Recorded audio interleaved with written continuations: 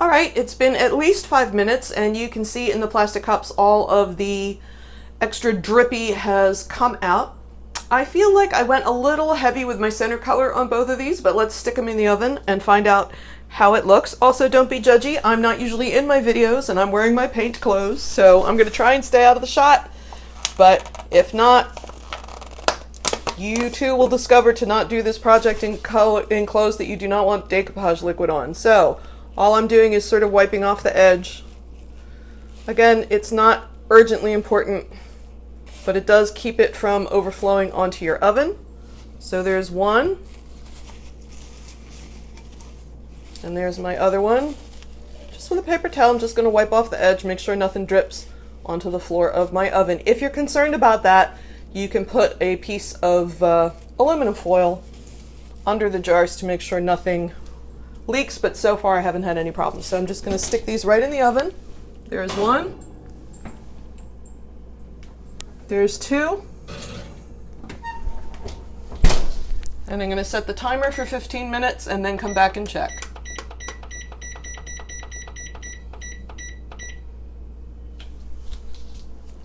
While I'm doing that, I'm going to clean up. I highly recommend you do not pour any leftover colors down your sink or in your garbage disposal. The Wilton frosting is non-toxic, but the decoupage is probably not good for your garbage disposal blades. So take that plastic garbage bag over there that you set all your stuff on, gather the whole thing up, double bag it, and dispose of it properly. So we'll be back in 15 minutes and see how they came out. Okay, I'm going to take a stroll over and see how they look. Make sure you have a decent pot holder with you. I like the silicone one, and you can see it's got goo on it, so I keep that for use for the mason jars and don't use it on my food. So we're going to open up the oven. Woo! They look pretty cool. Let's see what we got. Now, I want to make sure they're dry in the middle. If they're not 100% dry, it is okay to leave them in for a few more minutes, but these actually look pretty good, so I'm going to go ahead and take them out. And you'll notice I am putting them on the burner. I don't want to scar up my oven. You could also use a wire rack. Now, you don't want to just reach out your hand and touch these at this point. They're really, really hot. So let them cool at their own speed. Don't put them in the fridge to try and force them. They'll crack. But let's see if I can get one a little closer on camera. Here's our one that had the red on the bottom and the yellow on the top. And you can see the glitter is kind of coming through. You can see it on the yellow.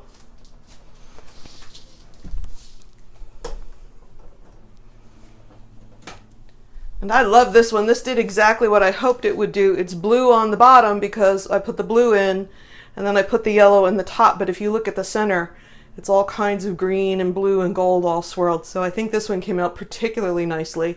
I'm going to let these cool off. I'm going to take them over to my regular background, and I'm going to show you how to fancy them up and give you a better look. All right, let's take a closer look at our finished jars. This is the one I did yesterday off camera. So you can see I just put a little bit of I used the hot pink from the neon set at the bottom and more blue at the top. So I got my sort of purple in there where the pink and the blue meshed. This one is one of the ones I did on camera. Remember, I had a lot of blue at the bottom, a lot of yellow at the top, which gave me this sort of green swirl in the middle. And then this guy had the red at the bottom, which was more orange than red, I have to say, but it was red dye, and the yellow at the top. And this had a ton of glitter in it. So let's talk about ways you can zhuzh these up a little bit. One thing I did is I put the little handle on them, and those are pretty easy to find. You just find those at the craft store, and they clip right on. The little clip on the side comes on, and you can use them as a lantern. I'm not doing that on camera because it's a little fiddly looking. Another one that I had tried, and I think I'm going to do it to this, I think I'm going to do it to this guy right here. This is jewel glue, the tacky glue.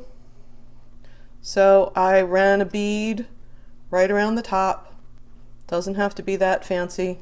Just make sure you get all the coverage. And instead of the fine grade glue that we used in the paint, need a little more glue to come out. I got a thicker glue, a more rough cut glue, a more rough cut sequins, that's what I'm trying to say. Rough cut glitter as opposed to the fine grade that we used that went in the paint. Again, I'm just trying to make sure I got a little bit of glue all the way around. Even it up a little bit, doesn't matter if it slops a little bit over the sides. And then I took a piece of parchment paper and I poured the glitter right onto the parchment paper. Now I'm going to hold that little guy out of the way, and I'm just going to gently tap it into the glitter all the way around. And then there's my little glitter at the top. If I wanted to, I could paint this whole side in the glue and sprinkle glitter on it, but I just wanted a little bit of glue at the top. So there's that one. That one's all done.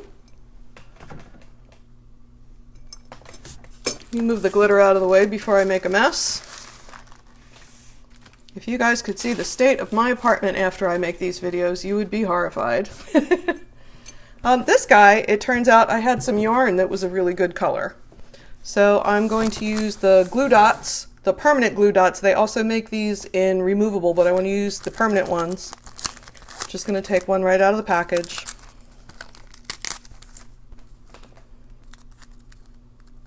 Pardon my blue fingers. And these are the quilted mason jars, so they sort of have a smooth spot on one side that if you were using these to actually put food in, you put the label on. So I'm going to call that the front, and I'm going to put a glue dot up where the threads are. You're going to stick. Yep. Now I'm going to take the end of my yarn, again, this is the house that time forgot when it comes to craft supplies. There's just stuff everywhere. So let's see if I can find an end. Oh, this is terrifying. All right, let's cut an end.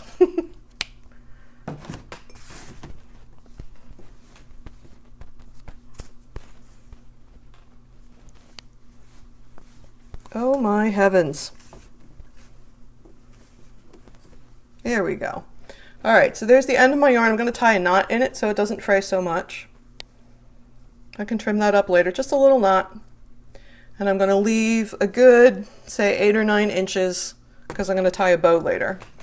And I'm going to stick it right onto my glue dot so it stays where I want it to stay. Now I can just wrap it around a couple of times, however many times I want.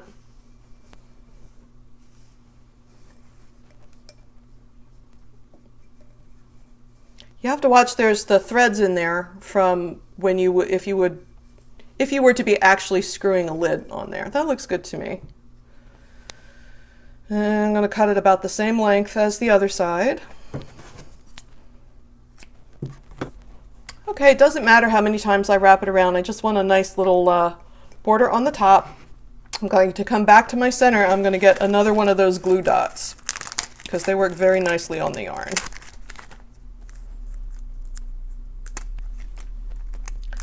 I'm going to lay it right on top of the other one, which is underneath on the glass.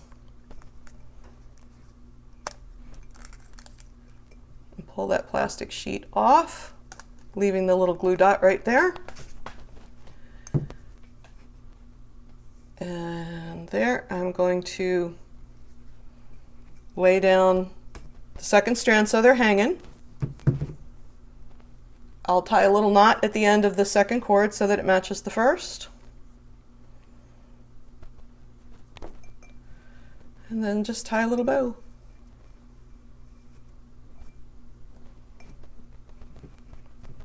If there's anything hanging out, I can use whatever's left of that glue dot to make sure it hangs in one space.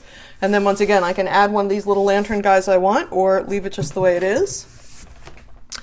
And then one more with the glue dots. I really like this sort of twine look. It's a little more hemp and hippy-dippy. This is, what is this? This is 20-pound hemp cord from Hemptique, and I like the way the color matches.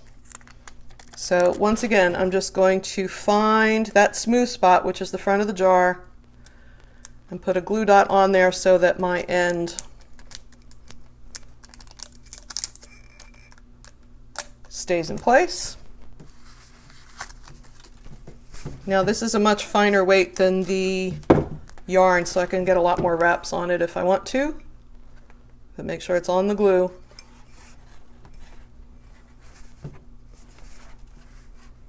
It kind of gives me something to tug against. So I'm just going to wrap and wrap and wrap and wrap and wrap.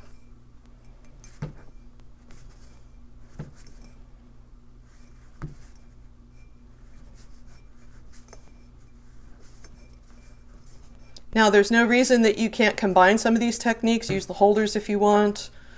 Use twine if you want. Use ribbon, works very well.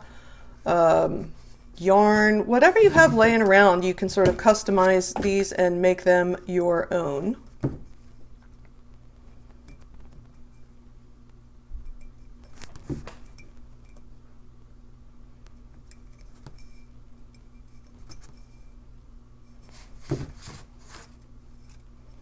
All right, there's a little bit of that glue left.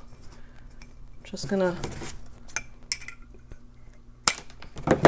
cut my end right there. And then there's that.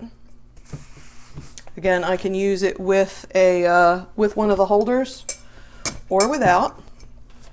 And then I want mine to be candle holders. So I'm just using a not the tea light exactly, the slightly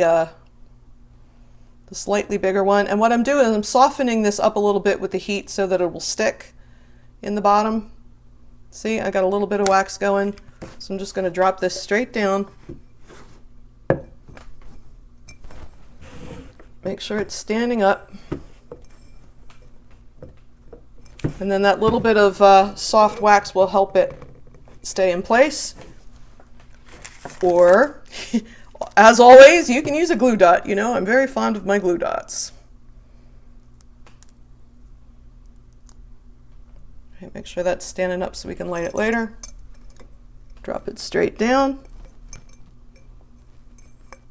All right. Let's do one more glue dot.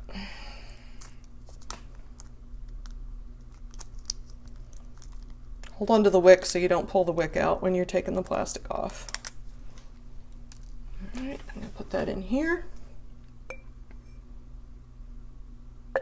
Drop that straight down.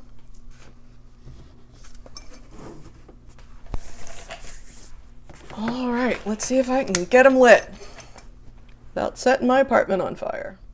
Well, that's about as dark as I can get it in mid-afternoon in my little craft studio here. But here are our tie-dyed, decorated mason jars used as candle holders. And here's the dark one. And I hope that you have a wonderful time making them at home. Please give us a subscribe or a like or share this video with your friends. Thanks, and thank you for joining us on Hooked for Life with Mary Beth Temple.